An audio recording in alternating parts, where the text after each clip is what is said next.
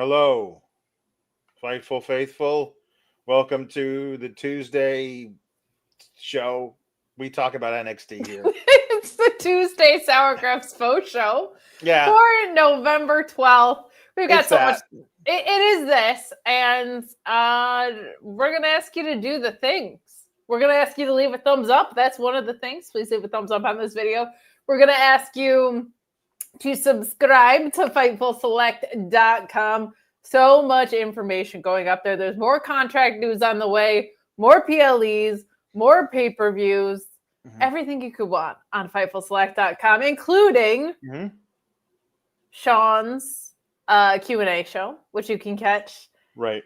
You can also catch him in the Discord on the Ask SRS channel. There's so many ways to annoy him, especially now that he's not on Twitter as much anymore. Like, you're going to want to find those ways to annoy Sean. Maybe that's only my favorite pastime, but I love annoying Sean. Oh, so yeah, no. Yeah, you're going to want to subscribe just for that. Never mind all the scoops.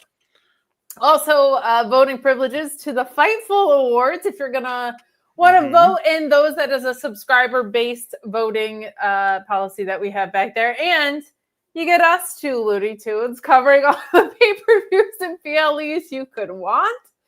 So lots of fun to be had. To subscribe on FightfulSelect.com. And in addition to that, we'll ask you to leave a super chat, leave a humper chat if you want your question or statement read on air. But before we get into anything, Alex, I just wanted to go ahead and congratulate you because you've been a part of Fightful for a really long time. And, I think it's just really important that we acknowledge this properly. And you've been Sour ID'd. We're so happy to acknowledge you here on Sour Graps. I wish, like William Regal, we had a camera crew right now, but I'm glad everybody's here to watch. Right. And, you're, of course, famous for your tagline, "Everything Sucks." I believe you debuted at Royal Rumble 2016. Is that correct? No, it would have been Battleground 2016 would have been my first ever podcast on this particular network. I apologize. I feel like I thank you, but still, no, it's fine. Yeah. And your finisher, of course, to keep cool, gabagools. That is how we oftentimes sign off the show. That is how we sign off. Yeah. We're not just flat out saying everything sucks, but there are other people on this very broadcast. I just wanted to thank the Academy or whoever it is for finding the best possible photo of me for this. This would be our talent scouting crew, i.e. Ali Cease, sent me this a while ago, and it was in our text message history, so I was able to use this. And I'm not going to lie, this is part of why I even wanted to do this bit, was just this photo. Yeah, this photo is the sourest thing to ever That's about exist. the sourest I've ever been. Yeah, it looks like it for sure. Yeah. Assuming super chats go the way that they normally do, and we're blessed for that, there will be some people that also will be getting Sour ID'd at the end of this show. That's good. They just belong more at the end of the show than the beginning of it. But congratulations to you. I still don't know what this program is.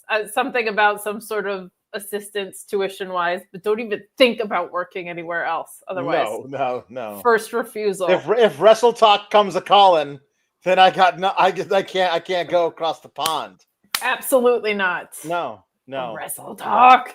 I don't know. Maybe they would, but at least Jimmy Van would have to match whatever offer. It's true. They come with. So it's true. That's good. Yeah. It's true. Conversion rate and all. So yeah.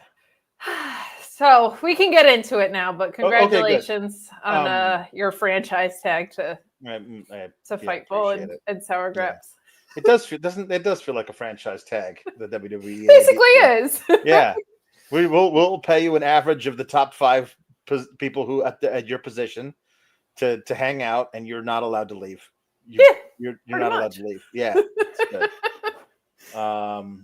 Orion Ben says, "Hi, head booker and bangs.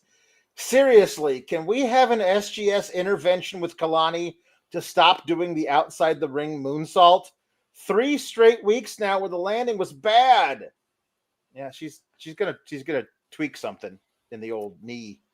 Yeah, it has been rough the past couple weeks. She is an incredibly skilled athletically, but that particular move has made me go 3 weeks in a row. He says, first hour ladies showcase, second hour tag team showcase. All I could ask for now. Yeah, I guess. We're going to talk about the men's division, but I think this Iron Survivor needs to make some new stars on the men's side. Yeah. We are not even close to being aware of who's in that match right now. No. They've teased us with women on the other side, but I don't. We're not really sure if they're. None of this is. But my OCD is literally just there are alarm bells going off inside my brain because I don't know who's in the Iron Survivor qualifiers next week, and that's really hard for me. As I believe it was Chris in the Discord said Alex not being able to book 6 months out ahead in his brain because they haven't told him who's in the Iron Survivor qualifiers is honestly pretty hilarious. Yeah, and I said, yes, see, you understand my psychosis. My therapist doesn't, my wife doesn't, but the Discord understands. Chris gets you. It's a nice warm up for watching you do C2 math. Is going to be watching you just unravel during this episode. So yeah, that's good. So the other thing, so MD Cyclo says, so I watched Dancing with the Stars. Unfortunately, forgot NXT was on. So was NXT good or bad or forgettable? NXT, when it's fun bad, is my favorite NXT. I mean, I don't know. Last week was really bad. This week was pretty good. There was some all right stuff in here. Mostly the thing I can't stop focusing on is that I don't know who's in any of the qualifiers next week, and I'm moving my mind. And you're rooting hard for Ridge Holland. That is a new development. Well, that's inexcusable. It's inexcusable that they're going to make me root for Ridge Holland. But we'll get to it. Cyclo says, also tried signing up for health insurance and got 67 phone calls today. Adulting is a bit miserable. Adulting is all the way miserable. As you get more and more into your adulting phase, you will recognize that a smaller and smaller percentage of adulting is not miserable. There's like these really good things where you can eat dessert whenever you want. Like there's freedoms in that way. But with freedom comes an overwhelming responsibility, and they're disproportionate. Yeah, that's true. Like nobody can tell Alex not to drink lemonade and eat sour candy on air. Nobody can. No, you can't. No, like my body can tell me not to do sure, that. but like down. But like also you have a mortgage, so that sucks. You know what I mean? Like yeah. I get to eat candy whenever I want. Also, crippling debt. You know what I mean? It evens out. It evens out. Perhaps if I could stop my crippling addiction to candy, I would have more money to pay off my mortgage. But unfortunately, if your sour budget was just in a growth stock mutual fund somewhere, you'd be a millionaire. I tell you. Your father said, Paul Elizabeth says, "Greetings, SGS. Everything sucks except for this holiday season, as Kate, the Christmas czar, can attest. Love you all, especially you, son, JW." Okay, so a couple things. Yesterday was my dad's birthday. Everyone say happy birthday to my dad. Happy birthday, Paul! Thank you. We watched Field of Dreams as a family. It was very fun. There was one year where we had sick relatives around Christmas and everything got very chaotic. And it was like, who was going to be where, when? Like they had to go visit my grandmother. And my sister was coming home from the city, but she had to bring her dog, and I had my dog. There was like all these moving parts. And I named myself Christmas Czar because I was just in charge of everything to do with Christmas that year. Okay. So they got me a jacket that says Christmas Czar on it, and I wear it proudly, and I explain it to nobody. Good. Jambeard says being an adult means you can eat ice cream for bars for breakfast, lunch, and dinner. However, if you are lactose intolerant, it might not be the best idea. Also, Did you know that lactose intolerance can develop later in your life and get worse as you get older? So if when you were a child, like I'm going to eat ice cream all the time, and then you become an adult and you think I'm going to actually do that, that it might be that you do not want to do that anymore, even though your inner child screams for you to do that. When we say everything sucks on the show, it is not just wrestling. No, it's things like this. Everything sucks. Remind me later, and I will show off my my Christmas candy. Just in case it gets slow, and then talk about NXT. But Are there any Cavendish bananas? That's for the subscribers only. No, that's not candy. But it stems from Chewy Runts. No, that's the point. It's the Big Mikes that taste like Chewy Runts, not the Cavendish. Know your bananas. I know that we're bananas. What puns? I don't know. What puns? Oh my gosh, what puns? We'll do birthday puns for my dad. Okay, fine. Birthday puns for Kate's father. Hell yeah. Also, anything that rhymes with Paul or something, like, can we get a Paul puns? Anything that's, Let's just take it depressing, because like Paul Bearers is where people are going to go with that. But no, but within wrestling, Paul Bearer, like Paul Elizabeth Bearer, Paul Elizabeth White. I don't know. Paul Elizabeth Levesque. I think you just emptied the well. I think I did. I think those three is it. I did. Birthday. Okay. Paul Piccolo? No. So we started out with also, yes, this counts because it is your father's birthday. We are also accepting your very best dad jokes.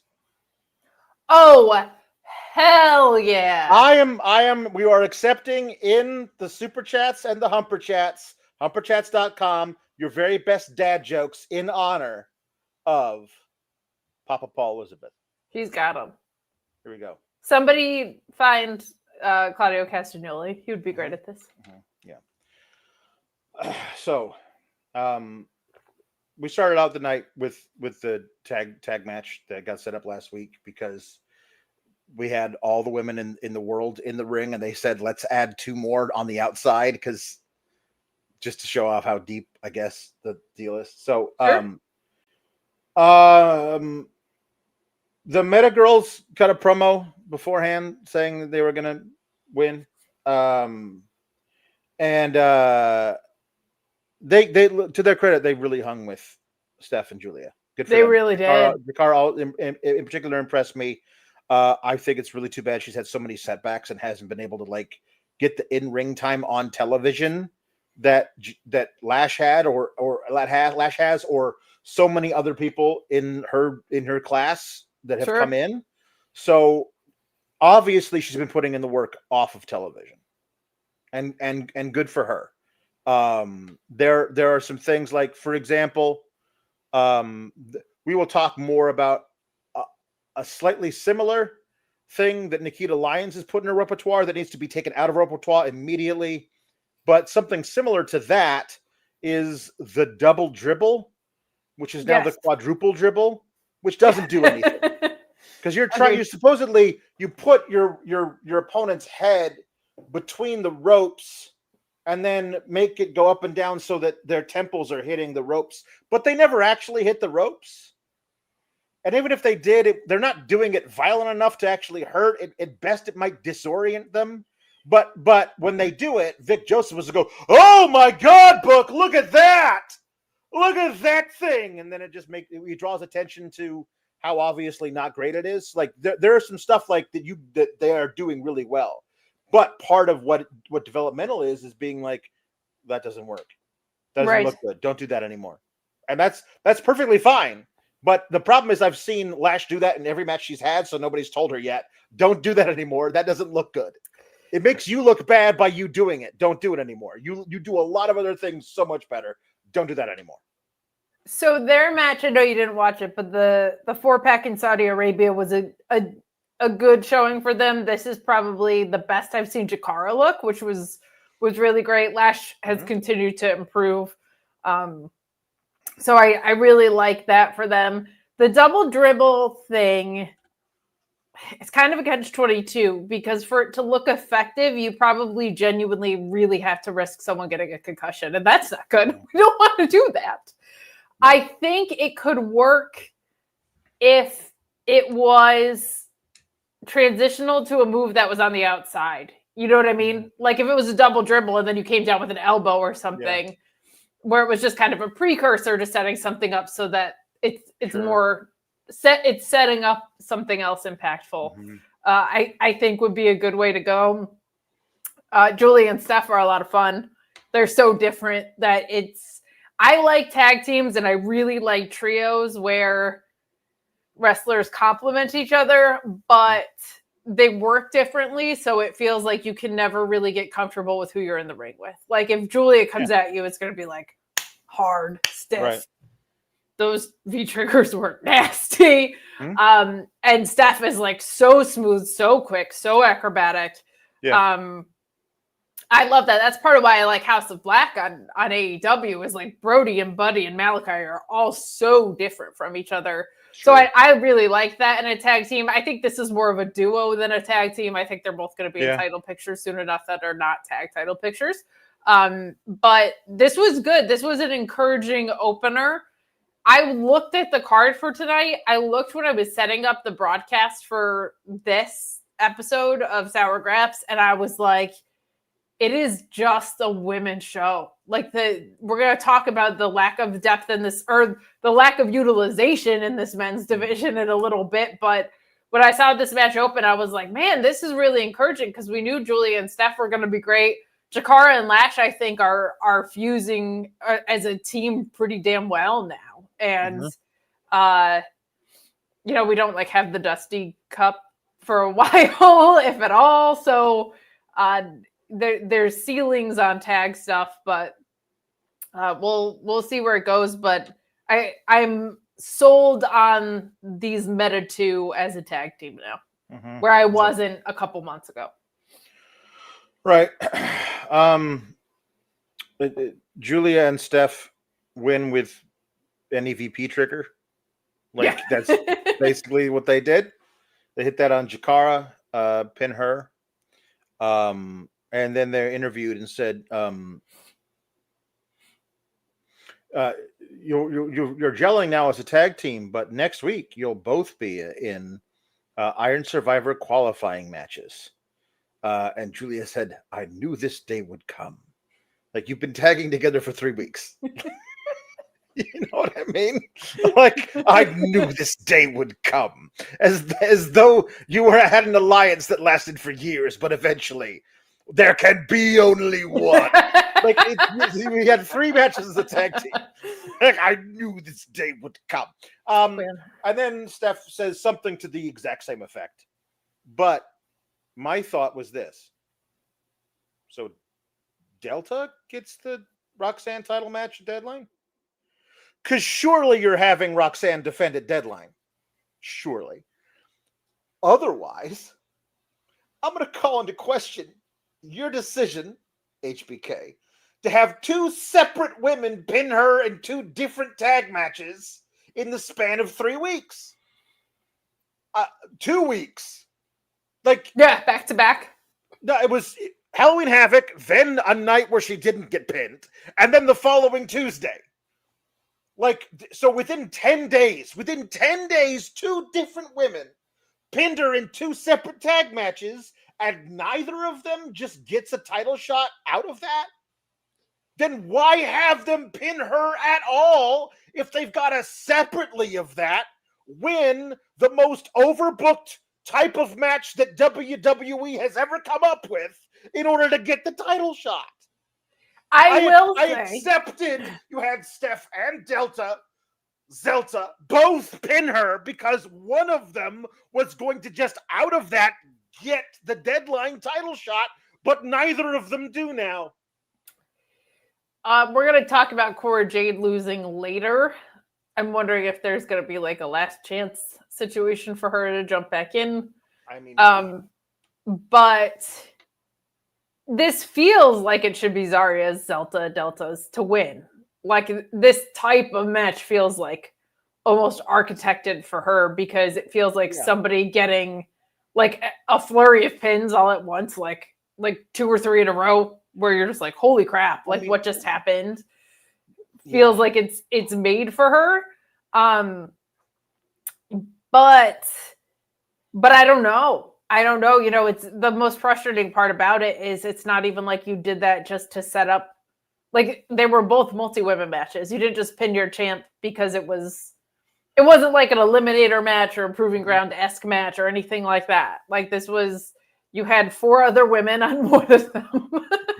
And you had a tag match in the other instance. Yeah. It would be a good way to almost, and this is actually a good thing, alleviate some of the incoming talent if you were going to do a triple threat or you were going to do a one-on-one match with one of these incoming women, because otherwise the Iron Survivor is going to be so stacked. Could also see Jordynne Grace showing up for the Iron Survivor and winning it. Like, so you had Steph and Zelta both pin Roxanne. You could easily just listen. I hate when they do this, but I'm just trying to figure out ways that it makes sense for them to get to a place, since that's the route they always take. Stephanie, you pinned her at Halloween Havoc. This is Ava talking. Stephanie Vaquer, you pinned Roxanne at Halloween Havoc. Zelta, you pinned her at the ECW show. So the only way to determine who gets her title shot at Deadline is for the 2 of you to face each other next week at the main event. And then Roxanne, being clever, thinks, well, if I make sure neither of them win, then I won't have to defend my title, because nobody in WWE thinks anyone has ever watched WWE before. So she'll just think that works. Certainly, she didn't see Ethan Page do that 6 weeks ago or whatever. Exactly. Yeah. So that's how you get to the triple threat at Deadline between those 3, Steph, Delta, and Roxanne.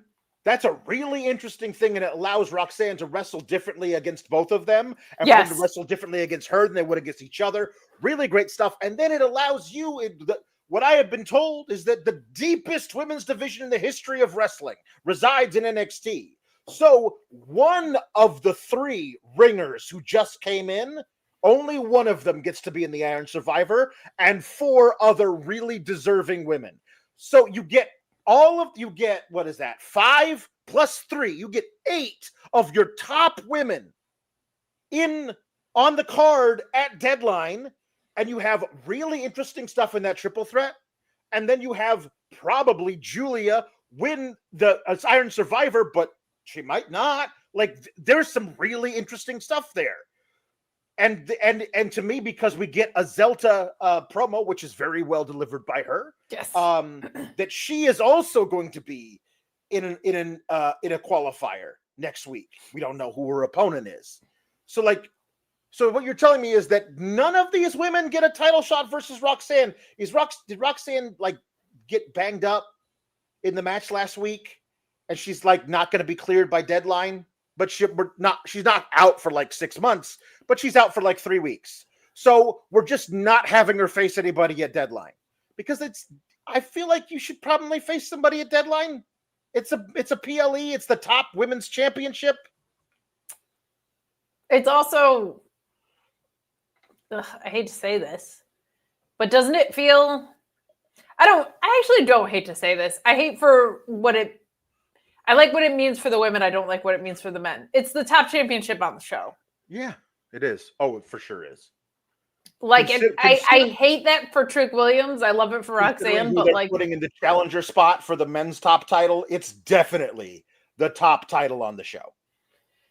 So, with that in mind, that should always be defended. Plus, it gives Roxanne just another successful title defense before she inevitably drops it to whoever she's going to drop it to on her way up. Mm-hmm. I would have Roxanne drop it and then move up and be the inaugural champion of that mid-card U.S. women's title. I think that would be very fun. They will probably give it to Charlotte if she's ready to come back. But it does feel like we should know. It does feel like we should know. Two people have pinned. It's not even the lack of clarity around it. It's the lack of interest. And I beat Roxanne. Doesn't that mean I get a title shot? Somebody should be claiming that. Right? Yes. Like yes. It feels more like, hey, I pinned the champion. Also, I pinned the champion. Like that should be getting set up.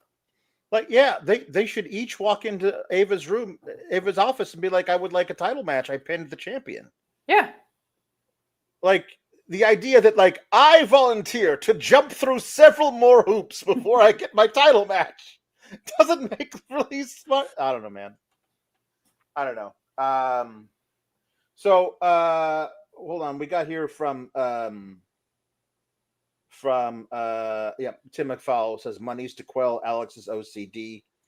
Thank you. I mean, it's going to take more than that, but thank you. I appreciate that, Tim. I mean, you're sitting in Canadian dollars. It's going to take more than that. Kate Spang's on point, but we're going to need you to commit here and now to never force Meat Enormous to eat vegan tendies again. Whoa. This was not me forcing this upon him. This was him saying if the Commanders lost to the Steelers, which they did, he volunteered that. He put that on the line for himself, and the Steelers won 28-27, thanks to a great play by the defense. And oh my God, is Russell Wilson good? Fun stuff going on. He says, "Oh yeah, NXT was fine, I guess." P.S. Giulia and Steph rock. Very fun tag team. Very fun tag team. Ryan Cicchini says Zarya is definitely getting screwed by Jordan Grace, maybe at the Iron Survivor. I don't know. It was such a weird thing to have her accidentally spear Jordan Grace in that match if they're not going to do anything with it. They have to. But at the same time, I don't want them to do anything with it because the next time I see Jordan Grace she should be eliminating 7 to 12 women from the Royal Rumble and then immediately going onto the main roster. Like you absolutely need her on Raw, for God's sake. She is so sorely needed on Raw. So why would you put her in NXT? Is a logjam at the top. You don't need Jordan Grace in NXT. Probably just for the remainder of this TNA talent exchange thing. Well, she's under TNA contract, right? Right. So I think that's till the end of the year. I'm not positive on that, but I get that. Lieutenant Photo asking if it was your NXT that took out StreamYard last night. If it was my NXT, my internet? Yeah. It in a shocking upset was not. It was the platform that we stream on. It was a very weird circumstance, but it was. It could be the ghost of it. We'll have to ask Dusty Rhodes maybe at some point. Jim Beard says that that Jordan Grace will probably be in the Iron Survivor. I mean, it'll be a lot of fun, but I kind of want all the women who have said that they have qualifying matches to be in it. Like, you know what I mean? Unless the consolation prize for losing your qualifier is you get the Roxanne match. You know what I mean? Like, which would be really weird. Which would be really weird. But Jordan Grace has not been announced for it. But Jada Parker had a really good little vignette. Vignetti, and that was really good. She talked about how she's got a qualifier next week, so she's I'm definitely winning that. So I don't care who the rest of you all who are gonna win the whole thing. We know that Steph, Giulia, and Zelta all. So we know 4 women who have said I have qualifiers next week. I don't want any of them to face each other. I want them to all be in the Iron Survivor because I want the Iron Survivor to be the best it can possibly be. So. I wouldn't want to trade one of them for Jordan Grace, considering Jordan Grace isn't in NXT. You know, you could do a Zarya, Jordan Grace, Roxanne triple threat at Deadline. That's not the worst. That's not the worst way to work around that. I also, this is the champagne problem, right? Of having a deeper roster. And they're doing a good job. This is something they're doing a very good job of so far, is not letting the stars that are on the rise get smooshed by the incoming talent. Mm-hmm. Like they're giving Lola Vice and Jada Parker that huge match to open the show last week, right? So I don't want to see Jada Parker suddenly get stunted because we're trying to make room for Jordan Grace, right? Like, so I'm with you on that, is you have to be able to capitalize on the people that you are still growing with these like incoming women. So it's a little bit of a tug of war, but now that we're talking about it out loud, Zarya versus Jordan Grace versus Roxanne could be a possibility for that. That's not the worst. Right. Yeah, it's not the worst. Do Steph and Giulia face each other, and then that sets up a thing?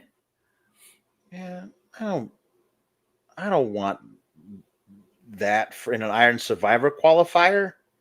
I want that to be a major PLE match. I don't want that to be like, it just feels kind of like a throwaway thing that, like, I don't know, just it would feel odd to me to do it there as opposed to like as a major deal. But there's also some cool stuff because it's such a weird it's a weird type of match. There's some fun moments you could set up between the two of them, right? Of like them both going for pins on someone else at the same time or whatever. Like there's ways to maneuver that with both of them in it. Yeah. But it is a weird type of match, so we'll see.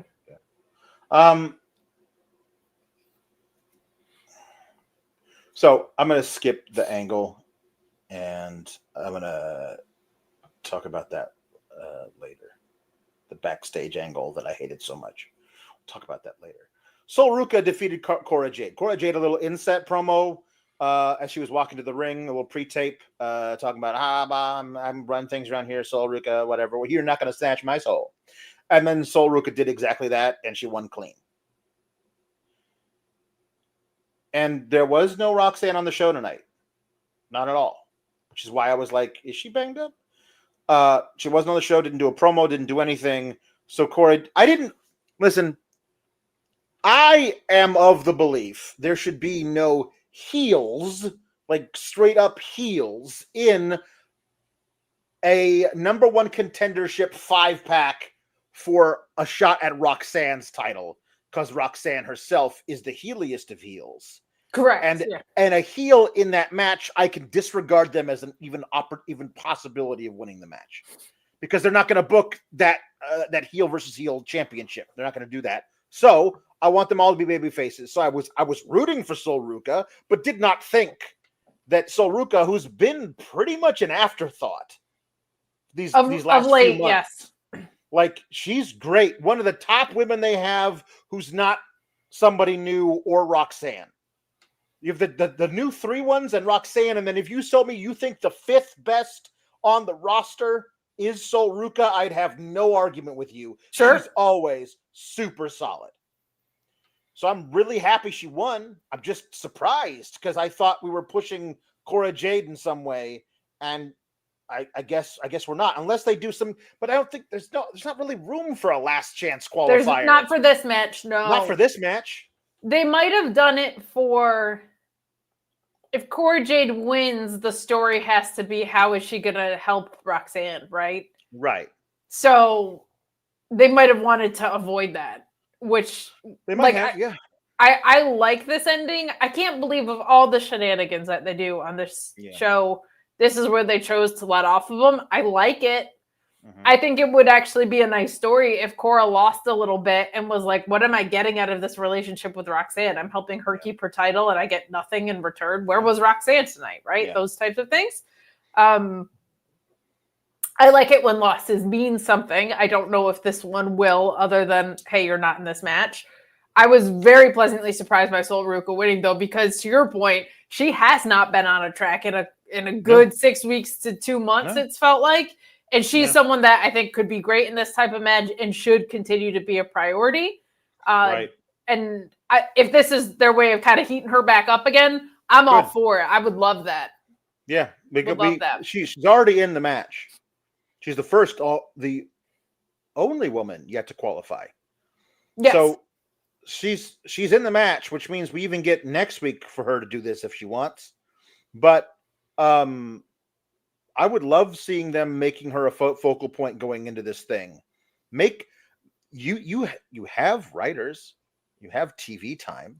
Allegedly. Try to make me believe there's a chance Ruca wins this whole damn thing.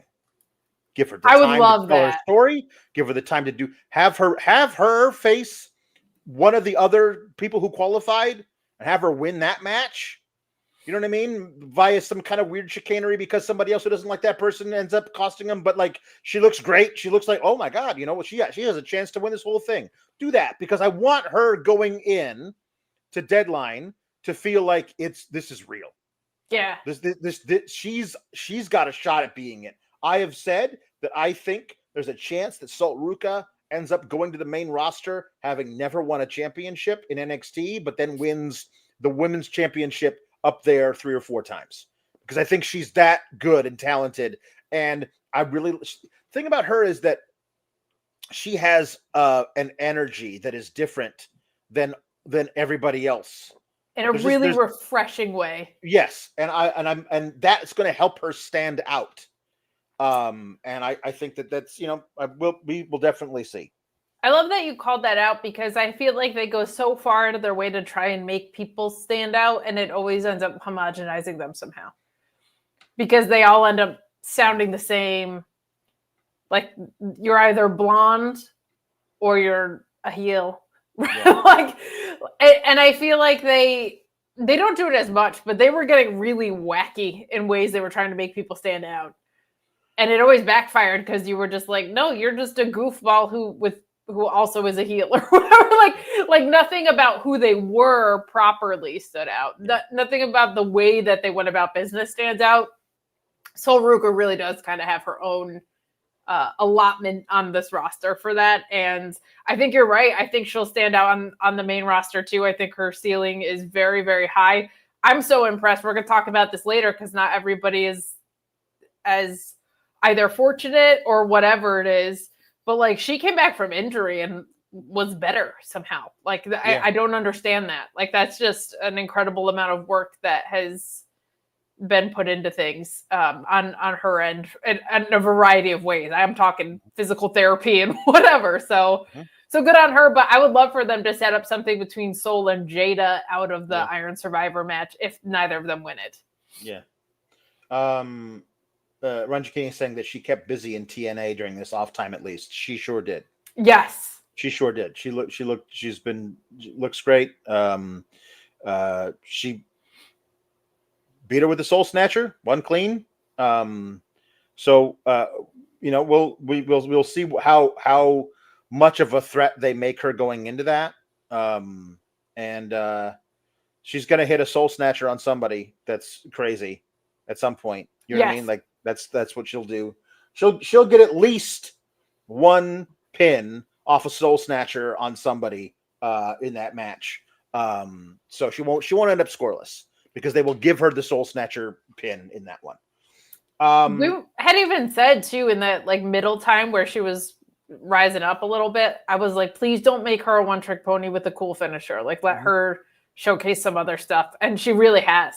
So I'm looking forward to everything that she does in that match. That should be very fun. Yeah.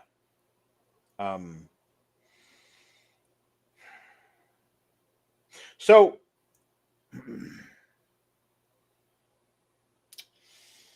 Ava has a meeting with the NXT tag teams. They're all sitting in conference room B, and she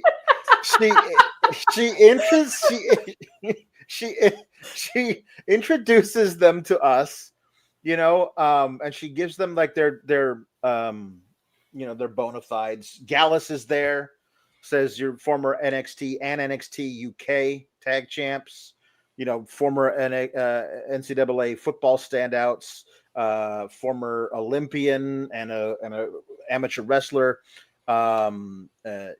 amazing athletes. You guys can jump out of the gym, blah blah blah. It's Bouncy Beef, it's OTM out the mud, it's Gallus, it's No Quarter Catch Crew, Tavion and Milesy Rousborn. It is Hank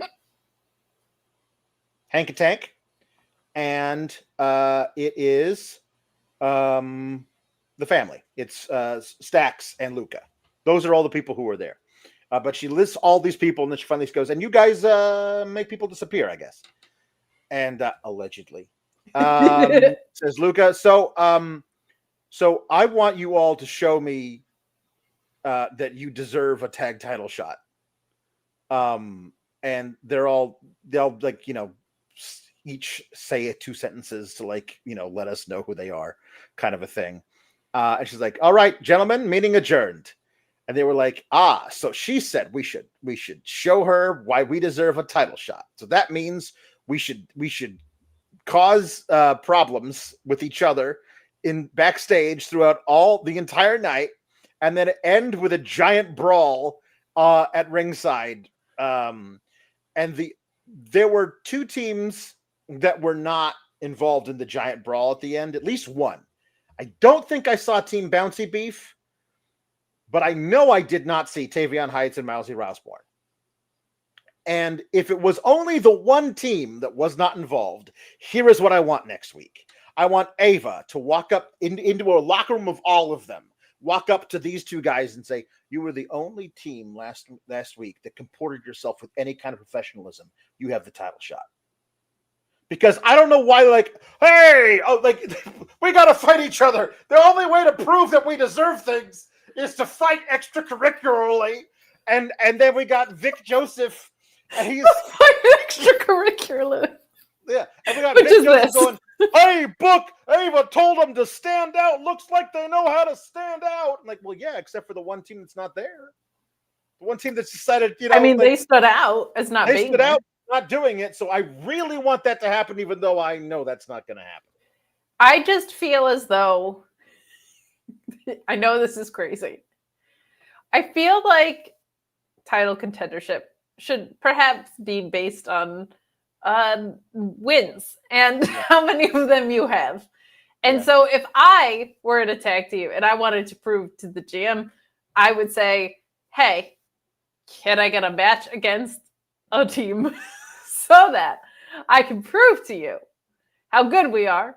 Mm-hmm. And if she didn't give me that match, then I would perhaps extracurricularly fight someone to say, if you had given me a match, this is how it would look. The tag division just looking like it was the 24/7 title I know. at the end of this was not indicative of. I don't know who deserves a tag title shot out of this. Like, this did not tell me any information. Nathan Fraser and Axiom were watching something, whatever. I guess they watched the other qualifiers for the men's, and Nathan Fraser's like, hey, since we're probably not going to have to defend tag titles anytime soon because I got to work all that stuff out, I went to Ava and I asked for a qualifying match for Iron Survivor. And Axiom is like, that's really dumb because we have literally all of these guys coming for our tag titles. And Nathan Fraser's like, yeah, but you were already in that once, like 2 years ago. So I thought maybe you could like help me train. And Axiom doesn't like that idea. So Nathan Fraser's got a qualifier. I bet he loses it, but for some reason this works for me. I don't know when it started. Maybe it's just because we've hung in there so long, but this odd couple thing with Nathan Fraser and Axiom kind of works. Yeah. They pull it off, like with their backstages and stuff. Like the 2 of them do a good job with it. But that's actually, assuming he loses, that's a really fun way to go about business. Like I think that's kind of cute. So I'll take it. They had apparently I missed this. There was a backstage brawl that happened that led into the brawl at ringside. The brawl at ringside did not have Tavion and Mousy Rousborn in it, but apparently they were brawling backstage. So there goes my whole, you guys were professionals all night long and comported yourselves as much, and therefore I will reward you. Crazy. So unfortunately, but I love it, like Ava's like, all right, gentlemen, I want you to all prove to me why you deserve this. And by that, I mean attack your coworkers maliciously all night long. So weird. And I don't know. Have a tournament. And endanger the fans as you brawl into the stands. Right now in Very good job. This is a company-wide thing that I have an issue with. The amount of fighting around the outside is almost equivalent to the amount of fighting that happens in the ring. Yeah. Come on. Yeah. Jambeard says, if you need help proving it to someone, Blue Chew code Fightful. No. We don't have them as a sponsor today, but Okay, well, see, then we can't even do it. Can't even do it now. See? Can't even do it now.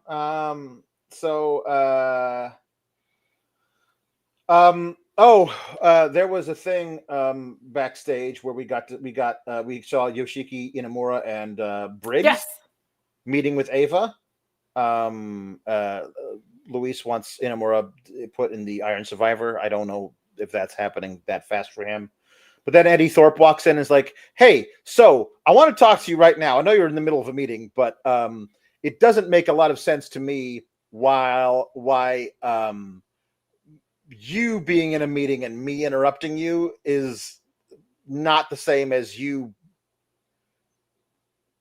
like leaving me talking to you. Like Eddie, you're doing the thing that you hated her doing to you. To get the thing that you want.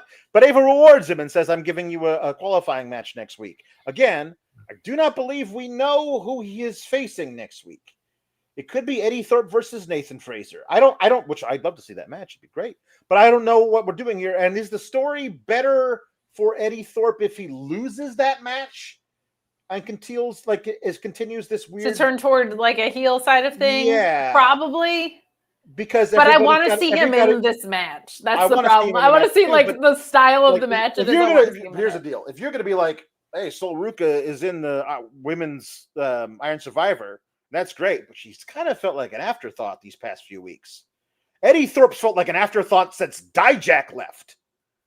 Like that was his last major thing. The thing with Lexus was like short, and he got hurt during it, and then he lost the feud. So like. Eddie Thorpe has felt like nothing since his awesome feud with Dijak ended, and then Dijak got called up immediately after that, and now Dijak's out here fighting Matt Riddle. So like it's completely different. Everything's a whole different thing. Eddie Thorpe doesn't feel at all like he should be even considered for this thing. I'm glad he is because I like him, but you got to do a lot of work to make him feel like he's that guy who deserves to be a hair's breadth from a world title shot.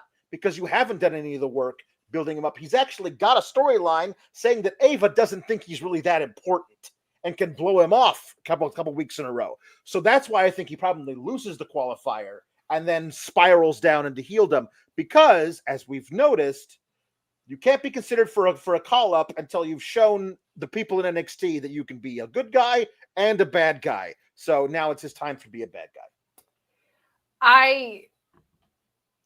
I'm also intrigued to see what he's like as a bad guy because his in-ring style, I think, actually lends itself to being a heel. I think there's some really, really fun heel work that can be done in there. Yeah. Also, looking at our champions, like we could use some heels right now. So I don't hate that. And if it's going to be a heel turn that stems from a reason that happens on the show, be still my heart. That never happens on NXT. That never happens. Oh, my goodness. That'll be really refreshing. He is someone that needs to be highlighted more. The problem is, Alex, when I look at the rest of the men's roster, I kind of feel the same way. Like there's a lot of people that don't feel like they are near contendership. So if the thinking is a match like this might show us who is, that could be a surprise upset. That doesn't make me upset. Mm-hmm. Or B, it could start some title adjacent stories that might set people on a path. I think that could be really good. Put Eddie Thorpe and Duke Hudson in it for me specifically. For you specifically, yes. Now, Ryan Cicchini, did they announce that Eddie Thorpe is facing Oba next week? Yeah, I'm gonna need to know that for sure. I did not see that they announced it. They when was this? Like, when did they announce it? When did they say that was the match that he got? I missed it entirely. See, matches have not been announced yet. See, everyone, they did not say that he was, because here's the deal. I love Oba, but if he's in the Iron Survivor, he's got to win it. There's zero chance he doesn't win it. Yeah, agreed. He's I wouldn't mind seeing him get a world title shot, but I don't want him in it to lose it. So if he's going to be in it, he should win it. And then he should beat Trick in the format. But if that's not what they're going to do, then I'd rather just see him debut in the Royal Rumble as an absolute. I think that's the move. Like that's what I'd rather. I don't want to see him on NXT again if he's not going to be the world champion. Agreed. So, yeah. Yeah. Anyway. I'm just trying to. I'm putting this thing off, and I'm going to keep putting it off. So the first qualifier for the men's is Wesley versus Cedric. I don't think anybody thought there was a chance that Wesley wasn't going to win this. Sure. But Cedric put on his working boots. That the thing I've always loved about Cedric Alexander, ever since I first saw him, is that he just does stuff I've never thought of people doing. Very before. clever. Very clever wrestler. I mean, like, it's not on the level of Canyon/Mortis, but so much shit that he does, I've been like, that I've never seen that before. And 6 months later, I'll see somebody else doing it because they were like, that's awesome. I'm totally taking that. And he's got really cool stuff. Like, there a lot of people have figured out the kind of on the apron, step through the ropes, use one foot, springboarding off the bottom rope to fling myself into the ring to do whatever. And his is the flatliner, and it's always looked great. And Wesley was bumping his ass off for him. He let Cedric kicked out of the cardiac kick. Yes. That was really cool. Earlier in the match, like, he did the cardiac kick, but he stopped it with a basement drop kick to the face. During that move, that was friggin' awesome. He's got the best Michinoku driver in all of wrestling. So I feel the one part about this that I didn't like is that it always sometimes it feels like referees are NPCs in a video game, and their code is written. Because the stuff you do to control like a bot in a video game is the code basically says, if this, then this, until this, then that. And with his, if turnbuckle pad is ripped off, you must then reattach turnbuckle pad until like 5 seconds have gone by. Then you may look and see, because he's like, oh, turnbuckle pad, better reattach that. And there's no way he doesn't see the Michinoku driver happening to Wes because it's 6 inches from his face, and he just goes, "Oh, better put this back on." Do. Oh, a pinfall. Better count that. Like it like I mean. Also, reattaching a turnbuckle pad is not cat's cradle. You can turn away while you're doing it. Yeah, it's like, most of them are Velcro, and the ones that are not are just loop and tie. Like he puts on like a jeweler's loop to like make sure he's got the thing in there perfectly. You know, it's fine. I just like there's got to be this metal piece broke off. Hold on, let me get a welder's arc torch and one of those helmets and put that back on. Like, it's just all these things that happen. Like, I swear I've seen hey, you can't bring a chair in here. I got this chair. Okay, this chair looks, I wonder if this thing works. Because he's got to like not notice something happening behind him for 20 seconds. And you got to have like people, at least Remsburg usually is like, hey, the fans, is there something going on behind me? Yeah. I should look.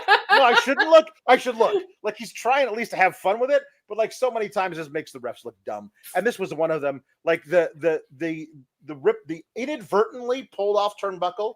It wasn't like Wesley did it to distract the referee to make sure. It was a thing that happened in the course of regular wrestling, and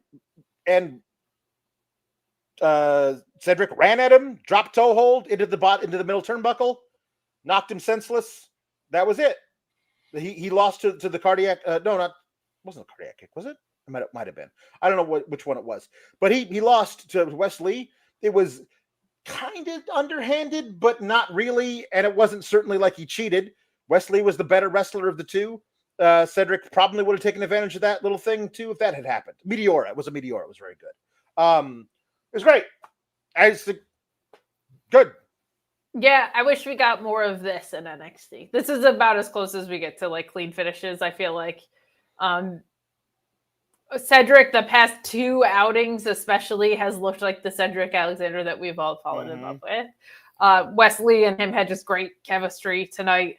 And Wesley is he's fantastic. And we talked about this last week, his ability to be cagey and not like, I'm a cheating heel in this cartoonish way. We saw that show up a lot tonight too, including towards that ending, right? So I really, really liked this match. This was NXT is easier to watch when you get matches like this in the opener because these were 2 instances where the result was never in doubt, but I still had a lot of fun watching it. And I'm really happy that Cedric Alexander seems to have found his footing in NXT here because he's really, really good, and he got to showcase that a lot tonight. And Wes, I feel like is probably a favorite to win the men's Iron Survivor. Well, we don't know who else is in it. We don't even know who else is possibly going to be in it. But like high-profile heels that aren't Ethan Page, name one. Like, you know, like that's what's high-profile anybody.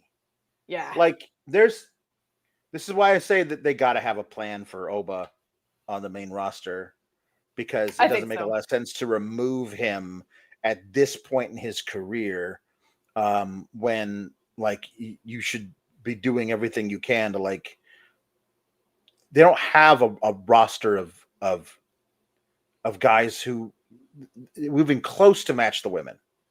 Like not at all, not in any way. That's why I think this WWE ID thing might be really good in the short term for getting a bunch of guys off the indies who know what the hell they're doing. You get them a couple of times, figuring out where the hard cam is, and all of a sudden they're one of the top 6 guys on the entire roster. You know, like it's just that there's a bunch of guys who've like done work elsewhere who like are not like they're not just like so just graduated from North Carolina State. Where do I go to check in? And like you need that guy to be ready to take bumps in 6 weeks. Yeah. Like that's not good. You know what I mean? You need guys who actually have the experience in the ring. And I think that like in the short term, it should be really good to get some people in here who know what the hell they're doing and get them on TV and build them into something that might be great. In the long term is where I see it coming to a problem where we're not using you, but they want you. So we're going to keep you even if we're not using you. And the shelving, I think, is what makes people the most nervous because we saw it before during the pandemic. Yeah. Like, we don't want you to go to AEW, so we're going to sign you and we're going to park you is something that makes me nervous. But Alex, if I had to place bets today, I would place my bet on Wesley. But you couldn't pay me to go place my bet in person. I would never. No. I would never. But you know what I would do? I would place it online. I want to talk to you guys about our great partner at BetOnline AG. Yes, the place that lets you bet on pro wrestling. We've gotten our pro wrestling betting odds from them for years, well before we even worked with them. And we're going to tell you a little bit more about them. They got the earliest lines, the fastest payout, the industry best bonuses. They've been trusted for 25 plus years because of their safe and secure environment and their quick payouts. But you can bet on pro wrestling. How cool is that? If you think you know more than anybody, go ahead and look at those odds. It's the same ones you've seen on Fightful for years. You might see one that sticks out to you and you go, wait a second, there's no way that person's going to win. Why are they an underdog? Make yourself some money. BetOnline AG. And hey, it doesn't stop there. Whatever sports you want, they got you covered. Popular games like blackjack and roulette, supernova, skyward, all that stuff. BetOnline AG. Please bet responsibly and only bet what you can at BetOnline AG.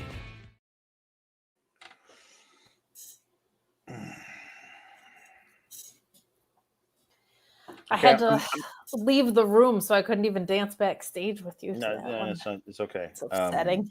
It's okay. I called my bookie and told him that I am not paying him because I'm going to do everything online from now on. That's what you did during your break? Yes, that's what I did. I called my bookie and said, you can send all the guys you want to break my thumbs. I only need this finger to click online. Nailed it.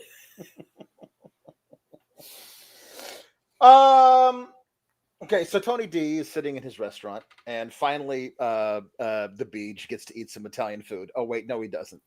Remember that thing from last week? It was like, Brooks, you hungry? Oh yeah, I'm hungry. I could go for some Italian next week in Orlando. Oh, I'm hungry now though. Nope. He didn't even get to eat this Italian food. So, like, the idea, like, I could go for some Italian. You didn't, though. You didn't do it. Like, what would have been really cool, though, is if... They showed a thing online about them getting pizza, though, right? Did they? I missed it. Whatever. Yeah, there was a social media thing where they were like, they all went to get pizza. Good. You know who's not on social media much anymore? So, well, it was a freaking exclusive, Alex. Okay, great. You know who's exclusively not on social media anymore? It's guy. So I think it was really funny. It would have been really great if they had done it like, you know, Buca di Beppo family style, where it's just like giant bowls of pasta on the table. And like they came in and sat down, and Brooks sat down, took a plate, was like, "Oh man, I'm starving. I haven't eaten since last week." Yum. Because if they're gonna be goofy, then I want it to be as goofy as possible. Anyway, so Spears is really good at this. He's really fit. He's really fit in really well.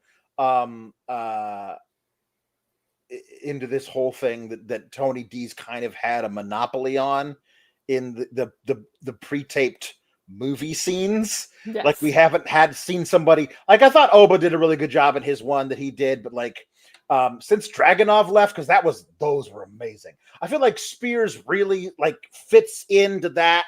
He did a really good job with the line very delivery. Good at matching the temperature of the situation he's in. Like that's always been a strength of his, I feel like. For sure. I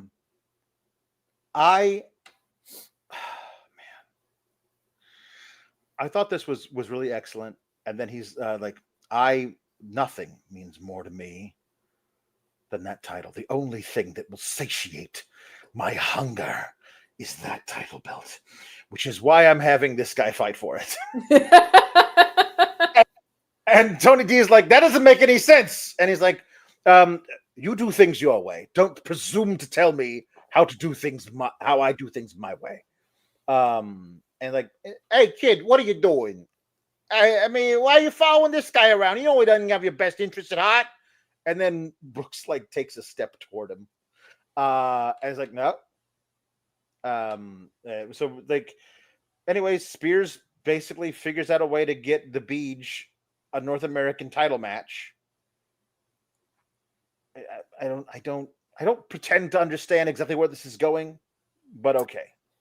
I think the idea is that, well, there's two schools of thought. That if they were bringing it home, it's as if he's won it, right? Or if the guy that I manipulate gets it, well, I could probably pretty easily talk him into a match. I think is kind of what is supposed to be implied. But that's me reading into things. And sometimes when I read into things, NXT is like, nope, actually where you thought the storyline was going, instead we're going to do a calendar angle to get our school out of debt. Yes, that's true. Instead of paying off the bookie. So see now if Mr. Chase had just used BetOnline AG, then he wouldn't have had to worry about anybody coming. He would have been so educated on the odds that he was betting for. So true. Anyway, so then we see a little extra scene where they both get into the car on the passenger side. And Beach gets into the front seat, and Sean Spears gets in the back seat.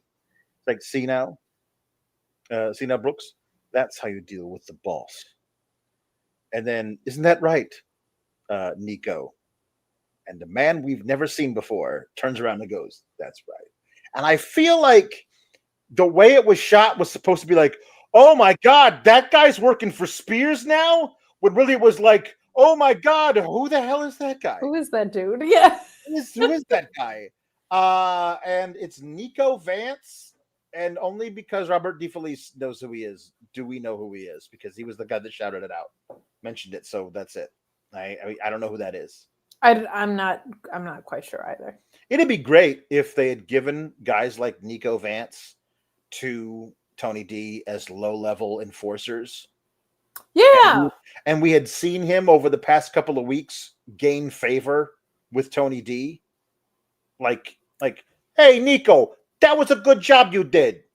You know what I mean? And then, because we see that last week or whatever, and then now Sean Spears steals we him. see Sean Spears, who has been using him as a mole in Tony D's thing to like pay him off to like be his guy now. Like that would be neat. Good. No, nothing.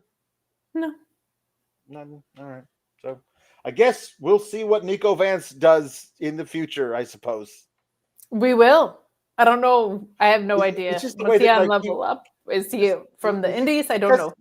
Because he's here, he's driving, and it's like they film it. So he's like, "Isn't that right, Nico?" That's right, Mr. Spears.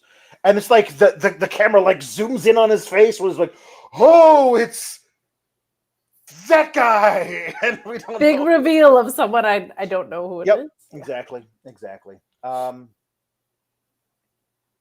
Okay. We have to talk about it. There's two things I don't want to talk about.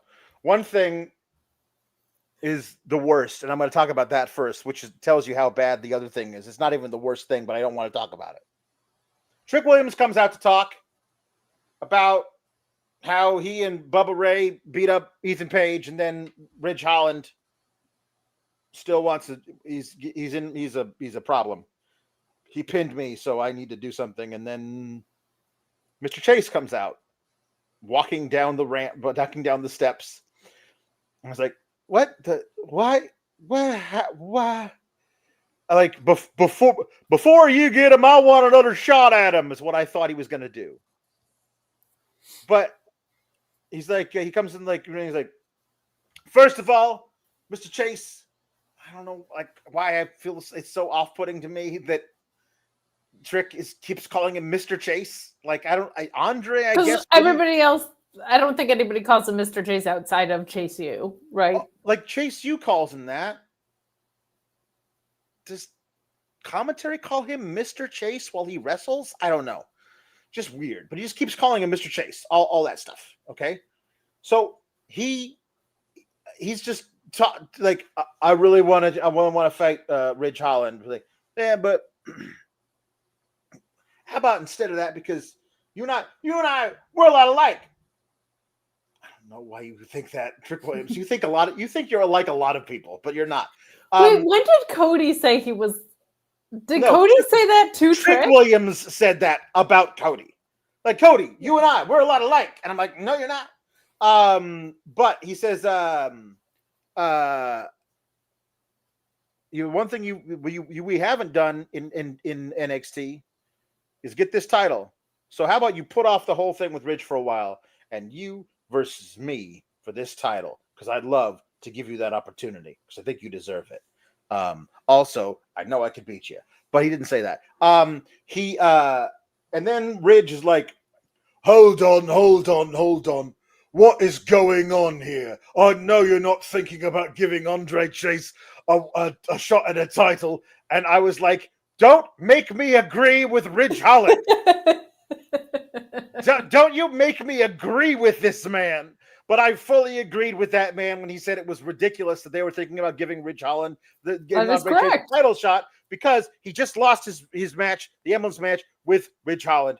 And I agreed with Ridge Holland. But that's not even the worst part of this because now they're making me root for Ridge Holland. Do you know how many years I have been waiting for them to finally bust up this stupid fake university? Literal years. And they're finally probably going to do it. But the only way that they're going to do it is if Ridge Holland beats Andre. I have to watch Ridge Holland versus Andre Chase again. and I gotta root for Ridge Holland to beat Andre Chase. This is the most monkey's paw that ever monkey's pawed. I gotta root for Ridge Holland to win Andre Chase so that Andre Chase University dissolves. I think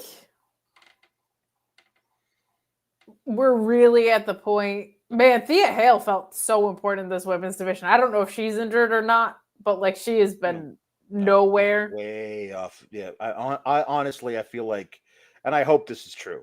It may prove to not be true, but I hope it's true.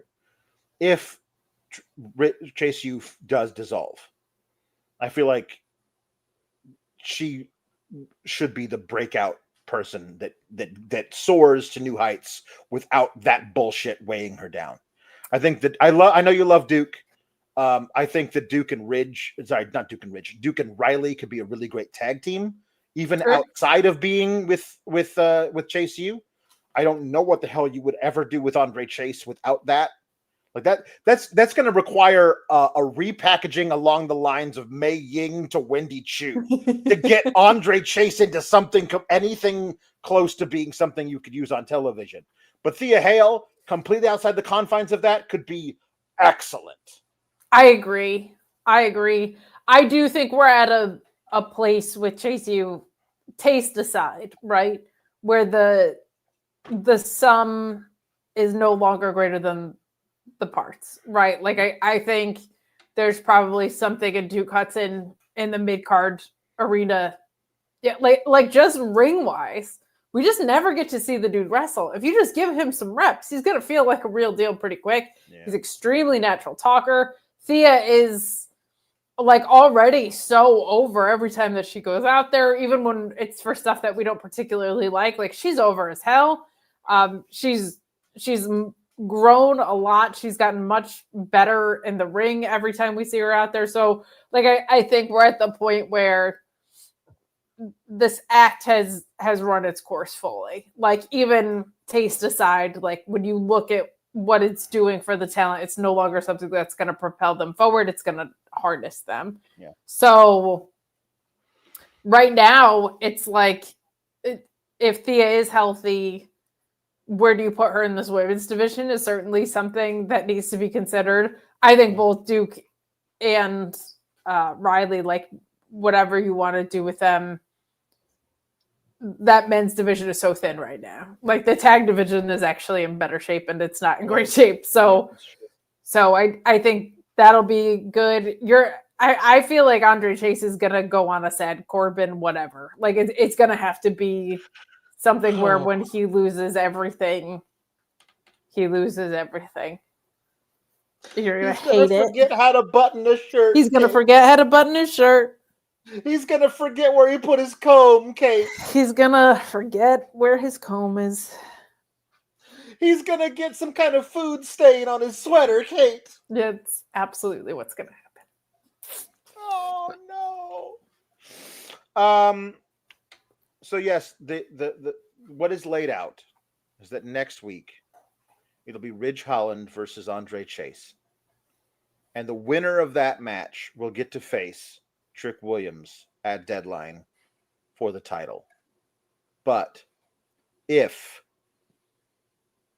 #FreeDuck, if Andre Chase loses that match, not only will he not get to face Trick Williams for the title, but also the university will be no more, and he will have to dissociate himself from Duke, from Milesy, and also Rilesy, both of them, and also Thea Hale. But he's willing to do it because he bets on himself. Damn it. There is a possibility we get a triple threat out of this, because there's always a possibility, because they love non-finishes. HBK is dumb. But Ridge Holland certainly has way more of a claim to being like a contender. Yeah, so, for sure. Andre Chase isn't winning it. Maybe it goes to a non-finish, but if Ridge wins, I have to watch Ridge versus Trick, but also I get to watch Chase U collapse. This is a tough one. I get to. I get to exult in the dissolution of a fake university that I have been feuding with personally for like 3 years. You have been feuding with personally. Those Alex Pulowski, Andre Chase matches. Whew. Yeah, I feel like the move is probably to break it up. I don't see that being a triple threat because I just don't see what use there is in like protecting things that much. Because I like, where does Chase U go from this? There's a Chase U started out with Andre Chase yelling at his students and swearing at them and being mean to them, and he had one student that had a name. His name was Bodie. He had very long blonde hair and wore a beanie and waved a flag. And he got released. And Thea Hale joined, and she and Bodie were set to be roommates at the dorms, which was just a Motel 6 outside of Orlando. And and then almost as soon as she got there, Bodie was released. We still don't even know why or what the hell happened with that. And then they brought in Duke Hudson, who was obviously put there to like take over the whole thing or destroy it from the inside because he's just a jerk. And then they made him their MVP or something. And they added Rousey a long time later. There was a whole JC Jane fiasco and this faction, this entity, Chase U, has lasted so much longer than it needed to begin with. Like, it has lasted almost, I think, over twice as long as the Shield lasted. That's insane. It's definitely longer. It might be twice as long as the Shield. None of them got an MVP trophy. If they break up, we're doing duck puns next week because it just needs to come full circle. It does. It does. Well, no, hold on. See, Roy J. It's not the doctorate program now. It's the doctorate program. That's right. No, it's a pile driver finisher. It means I have horrible recall of the things I hate the most. That is what this means. Pile driver finisher says it proves you secretly had fun with the whole Chase U stuff. No, it proves that my particular brand of anxiety forces me to remember in stark detail the things I hate the most. You asked me what was the yes, it's that. If you ask me what was the best thing that you saw in NXT in the last 3 years, I probably wouldn't be able to tell you very specifically. But all the things that you hated the most, I could tell you right down to the expression on people's faces. It's a lifestyle. Yeah. Look at that picture of you. Yep. Amazing. So I just don't know. The faction has lasted longer than the Shield, Evolution, and Attitude Era DX. Attitude Era DX That's crazy. did not last as long as this. Alex, you know what this means? We're going to get 47 reunions of JSU at some point down the line. Oh, no. Why do I feel like that's definitely not going to happen? I don't know. I don't know why you feel that way. I feel like that, yeah. So immediately back to back from that segment is Nikkita Lyons and Adriana Rizzo. And I just feel like Nikkita's on TV too soon after the injury. Feels that way, doesn't it? You know what I mean? Yeah. Like, I just feel like she's not back to being what she was. Maybe she never is, but there's some time to figure out how to get back into ring shape, how to knock off that ring rust, and to it doesn't look like what Nikkita Lyons was before, which was like it looked like, because of the sexy thing, because of the reverse bathing suit, because they were talking up thirst traps on Instagram and crap. because of that, she was at one point, I thought, positioned right near the top of the card. A very good shout as somebody who might dethrone Mandy Rose. This is like 2 years ago. Yeah. Over 2 years ago, 2.5 years or whatever. So like when that happened, we were like, yeah, it sucks the way they're presenting her, but she's got the in-ring skill to pull it off. So I wish she was being presented differently, but at least, she's got the bona fides in the ring. And now she just doesn't move like that anymore. Like and so I feel it's unfortunate, but I was like, I don't know if they need to drastically overhaul her style if she can't move the way she used to, or what. But it did not look good at all. It feels like maybe she needs to, because let's not forget, she was injured, came back, and then got injured again, like immediately. So I don't know if there's just like things that you have to relearn. I don't know what that process looks like. But to me, I was like, they should have given her like 5 level up reps before she was here. Mm-hmm. And I also, Adriana Rizzo, Big Ange. So this is the thing. MD Macaroni says, Alex called her by her real name. I apologize. I pulled a Ron Burgundy. I read off the sheet. Nikkita Lyons defeated Adriana Rizzo. You fed it into the teleprompter, and I just said it. Adriana Rizzo? I'm really disappointed in myself. It's Big Ange. Obviously, her name is Big Ange. The only time that she was Adriana Rizzo was when she did those Call Rizzo vignettes, because those were incredible. But she looked. Again, we already talked about it. Her name can be Angela Rizzo. There's no reason to change it to Adriana. She can be Big Ange Rizzo. Just to insult us, quite frankly. Yeah. But she looked good in this match up until kind of the ending got a little bit weird. I don't know if putting Nikkita Lyons in with one of your greener competitors, though she looks really good, is the way to go. Like if you're coming back from injury and you get in there with a ring general, it might feel different. But yeah, this was just unfortunate. I hope that she wasn't rushed back from injury. Again, she was injured, came back and got injured again, so she might have just been itching to get back in the ring. It was cleared, but she's just not quite ready. But she isn't moving the same so far as what we saw here, unfortunately. Yeah. Which is a bummer. It's a bummer. I hope she gets back to where she was at. Nikkita wins with a Vader bomb. But afterwards, Adriana Rizzo, Big Ange, hits her with a crowbar. And like, oh, well, I mean, I guess that's just desserts. Like they were trying to figure out, can we possibly justify not only being a sore loser, but attempting murder while being a sore loser? Can we justify this? And Vic Joseph was told in his ear, yes, you can justify this. It looks like Nikkita Lyons may have won the battle, but it looks like Big Ange it's here to win the probably war. won the war.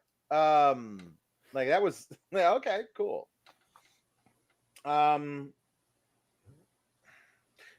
says that Alex's Team Ridge confirmed. In this particular case, I will. There's a very specific context in which Alex is Team Ridge, and it's when Chase U was on the line. Yeah, like if you root for a team and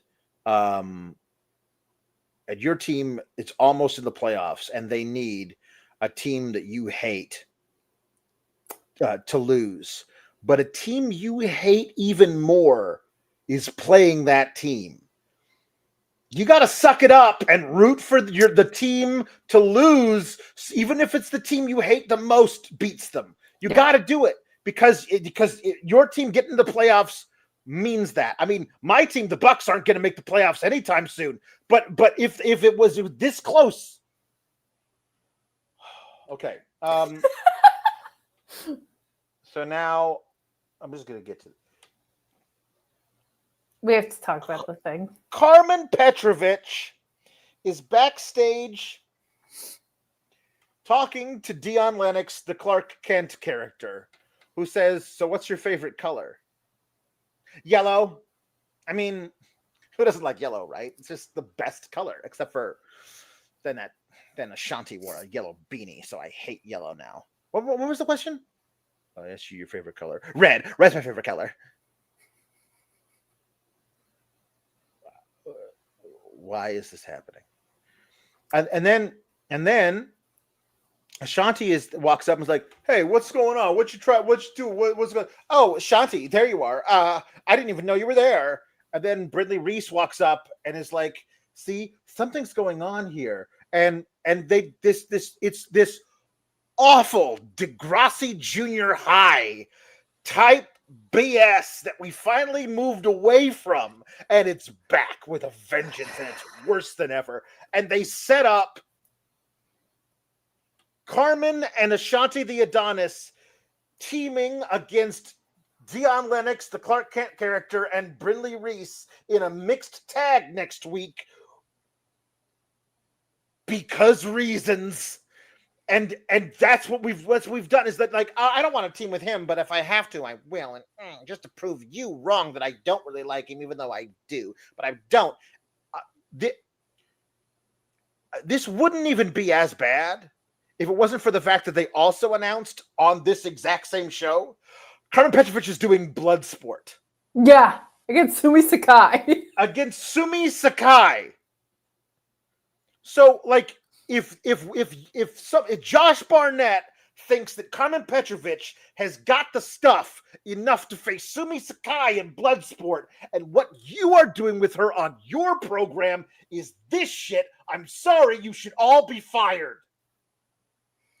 I want to tell you, not the only person who called for people to be fired today, because Booker T did that.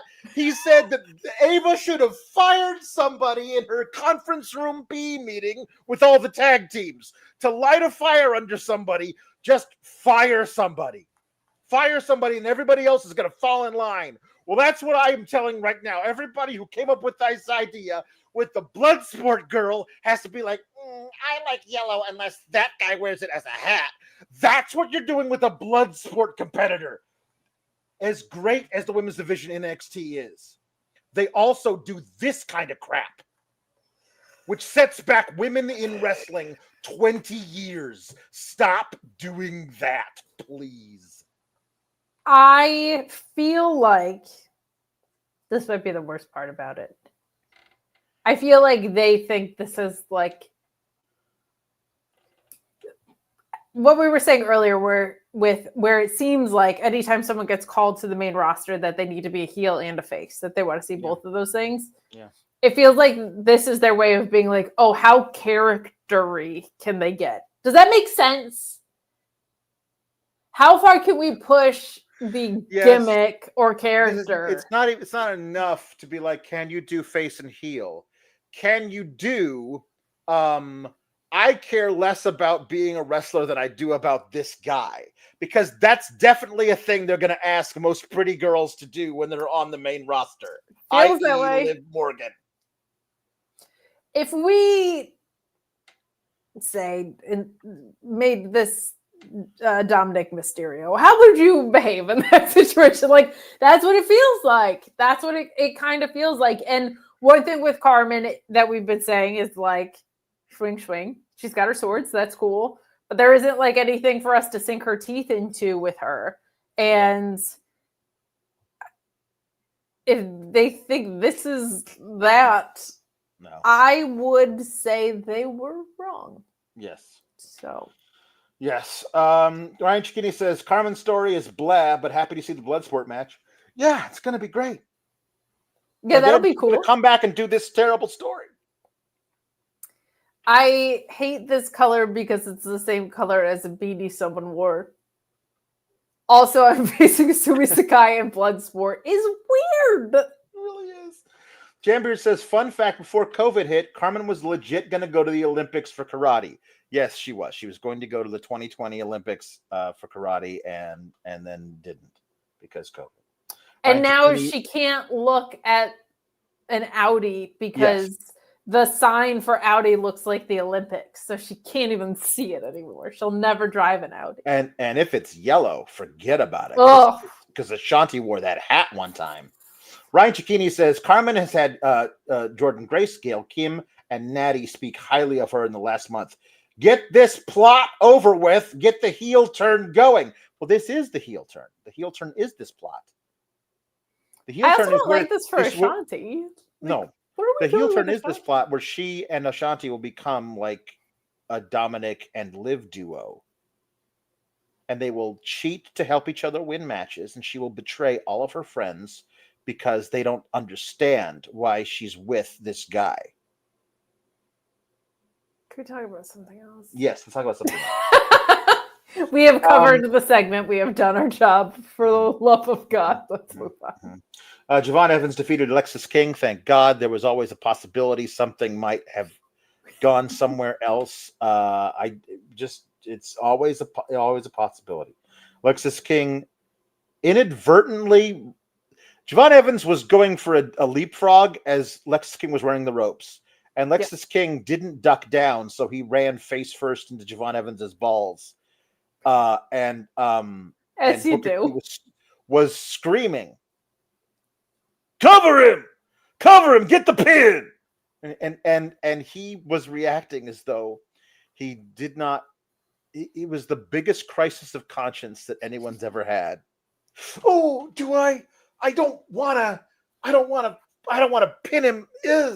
Oh, but I can't be like my father. Lord knows one of the most distinguishing characteristics of my father is how he would pin guys after accidental low blows. And so I can't do that. Otherwise I am just like him. And it was just a little too much dramatic for my tastes. They went right to commercial, thank God.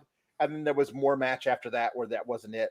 But I think the story of the match is that we're supposed to think that had he pinned Javon Evans after an inadvertent low blow 2.5 minutes into the match, that he would have won. Because he ends up losing. And then he beats himself up about it backstage. Oh my God, another loss. And then Hank and Tank are like, "You did a good job, though. Good for you, buddy."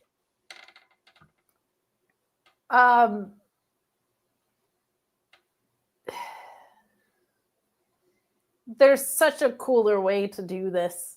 Like there's such a cooler way to get Alexis King to resisting the temptation to be his dad. And it's kind of a bummer that they have to feed it to us in this style because there's he's not like resisting being an insane dude, which is the thing, right? Like he's not resisting being a loose cannon. He's resisting being a not as good guy, which is not how that story should go. Brian Pillman wasn't like just your average everyday heel. Yeah, you know what he I mean? wasn't like, ha, my sneaky win. Yeah. He was losing his mind. People thought that maybe somebody needed to step in and intervene because he was losing his mind. Yeah. And in a world where the NXT parking lot is the craziest place on earth, like this is actually an environment that allows for that. But I think legitimately the issue that they ran into is Brooks Jensen was doing that character basically. Yeah. So how do you differentiate it from that? Is this, and it just doesn't feel like, I don't feel like he's in danger of turning into his dad. Because I know who Brian Pillman was even a little bit. So it's, we say Pillmanize for when you put someone's body part, most notably someone's neck, in a chair and you try and murder them or break something. So like to King and I, something would be like, oh no, I pinched your finger in the hinge of it. Like I just don't, I don't feel like he's in danger of turning into his dad. And I don't feel like his dad was just this guy who was like, I had foxed you. Yeah. I cheated a little bit. Yeah. He was insane. That was the whole thing. Yep. People thought he was for realsies. I thought there was a possibility that Wesley just doesn't like Javon Evans enough that he would come out and cost him the match. And then you get Javon Evans coming in and ruining things for Wesley, the Iron Survivor, and then that feud would continue on beyond it if Wesley wasn't going to win the Iron Survivor or whatever. I thought there was a possibility they would do that, but they are doing a thing where Lexus King continues to lose because he won't cheat. That if he would just cheat, he would win matches, and he's refusing to do so because he wants to do it the right way. So once they did the whole, accidentally I put my face in your balls, then I knew that they were going to figure out a way to have Javon Evans win. So good. I'm glad that. I will say the losses are meaning something, which is something we don't get enough of on NXT. Yeah. So that part's good. I should have put these on during the Clark Kent characters. You should have. Yeah, that's on me. Here it says to King and I someone to draw on someone's face with a Sharpie while they're passed out. There you go. Just facial hair. That's good. Yes, Gallus talked crap to Hank and Tank backstage during the let's make Lexus King feel better about himself. Also, Dante Chen walked in. It's like, you did it right. Do something with Dante Chen. He's really good. Not allowed to do anything with Dante Chen. I'm sorry, it's not possible. So that was how the brawls started going on backstage. Was for all. Anyway, there were brawls for all. Fallon Henley. What if instead of trying not to turn into Brian Pillman, you tried to not turn into Bart Gunn? If I'm going to make a brawl for all reference, I feel like that's the thing we should be resisting. Your thing would make as much sense as what they are doing. So Fallon Henley defeated Kelani Jordan because JC Jane and Jasmine Nix got involved. Gosh, who could have seen that coming? There was a thing before, like early in the night, where they were interviewing Kelani Jordan about getting a match against her rematch. Was like she was being very serious, but like it's on site, and I was like, I just don't believe this is this is the character that you are right now. And then it does feel like she is second guessing herself with stuff. Like stuff feels a step or two slow now. I don't know, man. I don't know, but like Fallon Henley retains. But I thought to myself, well, if Fallon Henley retains in a rematch with Kelani Jordan, they're just going to set up Zelta to destroy her and then become the new Obafemi, but for ladies, who'd be Oba female. So like, but they're not, because she's going for something else. So I don't know what they're doing with the influencers. So I don't know what you do with Kelani Jordan after this either. Like, she lost her rematch, and now what? I'm more even like in that camp of where do you go with Kelani Jordan, and also how come she had 4 friends last week but none this week? Well, you see, one of them went back to TNA, and Zelta was in that room where she was cutting the promo, and she got locked in there, and they couldn't get her out. And Giulia and Steph had a match earlier. They were all sweaty, so they couldn't come out and help her. You don't want to come out when you're all sweaty. That makes sense. That's it. Those are all of her friends. She used to have a friend whose name was Sol Ruca. Yeah. But they're not friends anymore. They didn't break up on screen or anything. But they just aren't. They're just not friends anymore, I guess. I'm concerned about our Kelani. I hope they figure out something that suits her better than they have. Here's the thing they're probably going to do, and it is a heel turn, because that's what they do with baby faces when they don't know what to do with them. They just, well, it'll be great to see. They're going to dye her hair black, and she's going to put on black lipstick. And you cut off the song just as I was getting into my dance. That's a heel turn. Yeah. Mm-hmm. Yeah. Mm-hmm. Right. Well, listen. It was Fallon looked good in the match. I don't know what their plans are for her reign. So good. She looked really, really good. Yeah, this wasn't Kalani's best showing. Just almost felt like just a chemistry thing, which happens. Yeah. But Yeah, even if they turn her heel, like I don't like that they do that anyway. Mm-hmm. But she's the one thing she does have going for her. She's very easy to like she's very easy to get behind if you just watch her be great in the ring. Yeah, right. Sure. So I wish they would capitalize on how easy her energy is and how magnetic she can be when you watch her wrestle. I just wish they would, give her a character. Well, let's not be too greedy. Hear as me fans, we shouldn't be too greedy. What if there was a fella that she liked and he wore a plaid shirt, and then she got triggered by that during Christmas season because there's so much red and green plaid around? You're good. I'm on board.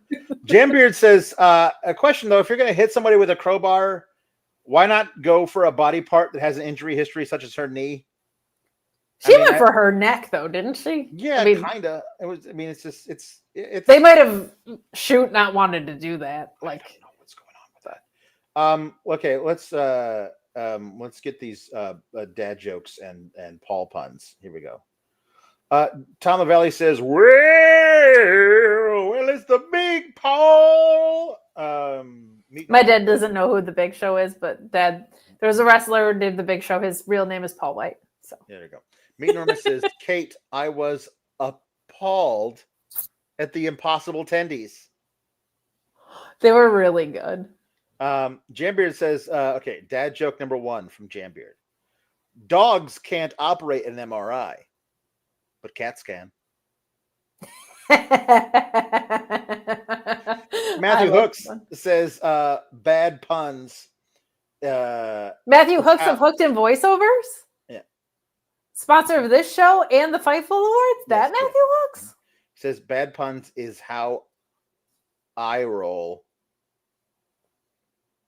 Oh, I like that too because it's like you roll your eyes at bad puns. Also, can I do mine? I have one. Yeah. Okay, good. I guess it's more of like a dad joke than a pun, though. Well, yeah, it's fine. We're doing. How do you find Will Smith in the snow? I don't know. You look for the Fresh Prince. Nice, that's very good. Also, he loves the SGS for life. We love you, Matthew Hooks. Jambeard says, dad joke number 2. 2 men walk into a bar and the third one ducked. I've also heard that, and the second one says, ouch. Well played. Jambeard says, dad joke number 3. Milk is the fastest liquid on earth. It's past your eyes before you even see it. And Jambeard says, dad joke number 4. How do you seduce a farm girl? A tractor. That's very good. I was going to say we should ask Fallon Henley. Jambeard says, dad joke number 5. What did the policeman say to his belly button? You're under a vest. That's good, but I just kept thinking of double vest, so. I know. Meet Norma says, Darth Paul, the Paul Mighty Bobby Lashley, Paul in, Paul out, brawl in, Paul out. Okay. Halloween Havoc and another brick in the Paul. Halloween Havoc's really good. And then your dad gets one in here. He says, a boy comes home from school saying he has a part in the school show. He's playing a married man with children. And dad says, keep at it, son. Someday you'll get a speaking role. Wait, I don't get it. Because a married man with children doesn't get never gets to speak. I get it. That I can speak from experience in that we had many a car ride where my dad's only opportunity to speak was to sing as Gaston for several Disney duets that were being sung by my sister and I. Very nice. I have a dad joke. This is one of my favorites. Well, you're a dad, so. What do you call a line of rabbits marching backwards? A receding hairline. I like that one a lot. Okay. Jambeard says, because Alex has a Muppet shirt. I do. Braun Strowman to sing the Muppets theme song. So Let's do that. You don't have to look this up. I know you too well. It's time to play the music. It's time to light the lights. It's time to meet the Muppets on the Muppet Show tonight. It's time to put on makeup. It's time to dress up right. It's time to raise the curtain on the Muppet Show tonight. Why do we always come here? I guess we'll never know. It's like a kind of torture to have to watch the show. To introduce our guest star, that's what I'm here to do. So it really makes me happy to introduce to you. So now let's get things started. Why don't you get things started? It's time to get things started on the most sensational, inspirational, celebrational, Muppetational. This is what we call the Muppet Show. That was beautiful. Get these Muppets. He might have to get WDID next week, even though Braun Strowman's a part of the roster. Yeah. Jambeard has one for the Nya girl. So oh my God, you have one for me. Yeah. So I'm gonna read the sour chats from last night we didn't get to because StreamYard shut down. Meat Normus says my Commanders lost to Kate Steelers, so I ate vegan tendies and now I'm shaking. I'm shaking like a crackhead until the bacon is ready. Now let's crank. The tendies were way better than they had a right to be and more enjoyable than tonight's Raw. Yes, indeed. And then, so MD Macaroni, or also known as Cyclo, he sends in a prediction for what the show is going to be hours before it happens. And he said, Raw was surprisingly really good tonight. It had its flaws with Tiffany costing Queendom their match against Back and Blonde.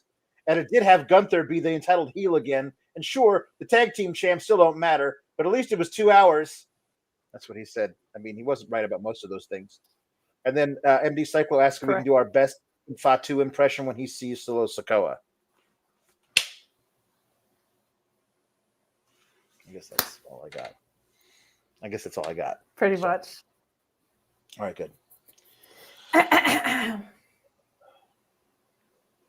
Open. There we go. The ladies will kick it. The rhyme that is wicked. Literally, those that don't know how to be pros get evicted. A woman can bear you, break you, take you.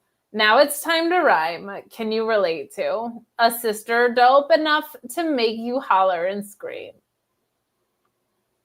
Ayo. Does not feel like I should be saying that. Let me take it from here, queen. Excuse me. But literally, I think I'm about to do. To get in precisely what I'm about to do, I'm conversating to folks who literally have no clue whatsoever. So listen carefully as I break it down for you. Merrily, merrily, merrily, merrily, hyper happy, overjoyed. Pleased with all the beats and rhymes my sisters have employed. Literally slick and smooth, throwing down the sound, totally a yes. But let me state the position. Ladies first. Yes? Yeah. Very good. That was Orion Ben wanted that. That was Ladies First by Queen Latifah. And then you have another one to do as that same one later. But first, that's somebody else is supposed to do a thing. Hold on. It's me. Here I am. This is Princess of the Universe by Queen. Here we are, born to be kings with the Princess of the Universe. Here we belong, fighting to survive in a world with the darkest powers. Hey, here we are, we're the Princess of the Universe. Here we belong, fighting for survival. We've come to be the rulers of your world. I am immortal. I have inside me blood of kings. Yeah. I have no rival. No man can be my equal. Take me to the future of your world. Born to be king. Princess of the Universe, if you will. Fighting and free, daddy. Got your world in my hand, baby. I'm here for your love, and I will make my stand. We were born to be princes of the universe. Now, that is not hard times, because if you are the prince of the universe, that is the opposite of hard times. That's what I'm saying. Those are easy times, daddy. All right, well, I got to go back to the great beyond. Okay, bye. Make sure you're here next week. I will.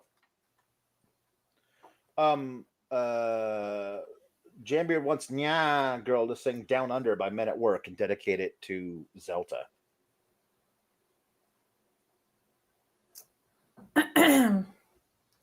Traveling in a fried out combi on a hippie trail head full of zombie. I met a strange lady. She made me nervous. She took me in and gave me breakfast, and she literally said, "Do you come from a land down under where women glow and men plunder?" Oh my God, literally, Chris Jericho, all he does is plunder. That's literally all he can do anymore. Can't you hear the thunder? You better run. You better take cover. Yeah. Take cover. That's really good. Yeah. Thanks. Yeah. Yeah. Well.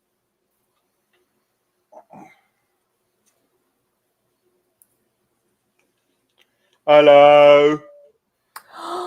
Ricky, I'm so glad you're here. I have something for you. You do? What do you have for me? You've been here on the show a lot for quite some time now, and right.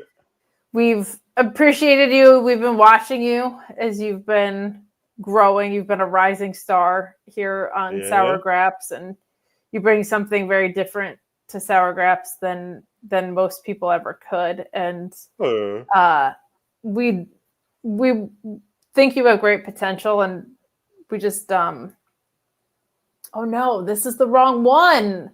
Who's that? I don't know who that is. No, that's a different guy. You know what? You sing your song, and I'll see if we can get it together. Tom LaValle wants me to sing Exit Lude by the Killers. Man, the problem with the Ludes when I was taking Ludes was that they entered but did not exit fast enough. So I was just like, whoa. Oh, yeah, you don't. Because Ludes, right. Aggressively, we all defend the role we play. Regrettably, Tom's come to and send you on your way. We've seen it all. Bonfires of trust, flash floods of pain. It doesn't really matter, don't you worry, it'll all work out. No, it doesn't even matter, don't you worry, that ain't what it's all about. We hope you enjoyed your stay. It's good to have you with us, even if it's just for the day. We hope you enjoyed your stay outside. The sun is shining. It seems like heaven ain't far away. It's good to have you with us, even if it's just for the day. Thank you. That was so beautiful. Do you have the thing you were telling me about? I do. I just need to get it into our system.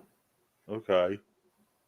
But while I do that, would you like to tell us the purpose of life? I mean, to expand your mind. To expand your mind with or without the aid of drugs. That's very fair. That's very fair. You know what? It's not working. I'm sorry. It's okay. I hope you come back next week and we'll be more. I'm usually here every Tuesday, but Jambeard wants Ricky Rainbow to sing "My Butt Has a Fever" from Bob's Burgers. My butt has a fever. My parts can't believe it. Fever's shaking all the change in my pocket like a seizure. Someone better get a glass of water for my butt. Somebody better call a special doctor for my butt. Now my feet need medicine. They need acetaminophen. They're shaking all around, so then I stock it with my EpiPen. My feet are going to have to miss a couple days of school, or think my feet, or maybe have some makeup tests to do. Everybody get up. Everybody check your butts and your neighbours' butts for fever. Now my shoulders have a temperature. They're coming down with it for sure. The twitching in my sleeves is freaking ripping up my favourite shirt. My shoulder's going to need a topical antibiotic. My shoulder's too close to my butt. See, that's how they got it. That was beautiful. My butt has a fever. I'm sorry to hear that. But better news. I just needed to see that final performance. Oh, okay. before we awarded you a part of the Sour ID program. You are one of our best prospects. Clearly, your tagline, "Hello," is here. Hello. We all know that you debuted at the restaurant. Yeah. And I think you've maybe tied Zack Sabre Jr. for the longest finisher names possible, but mystery wrapped in an enigma, wrapped in an egg roll wrapper, wrapped in a flour tortilla that has been seasoned just so. Yeah. I think we might need to make that a little like pithier here for what we do, but we're happy to have you here. This is a beautiful shot of you smiling. I was really proud of this one. He's quite good.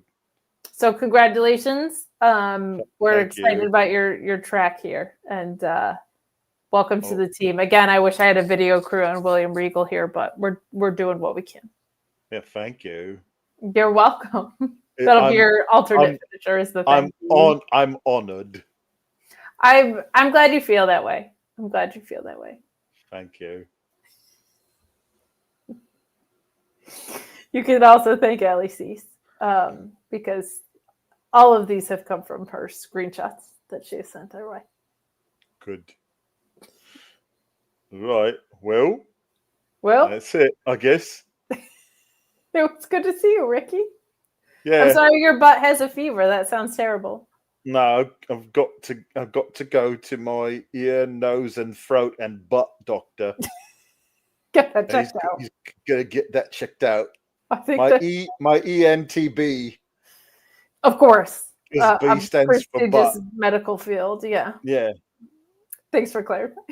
Mm-hmm. All right, keep cool, gabagoos, especially if your butt has a fever. Yeah.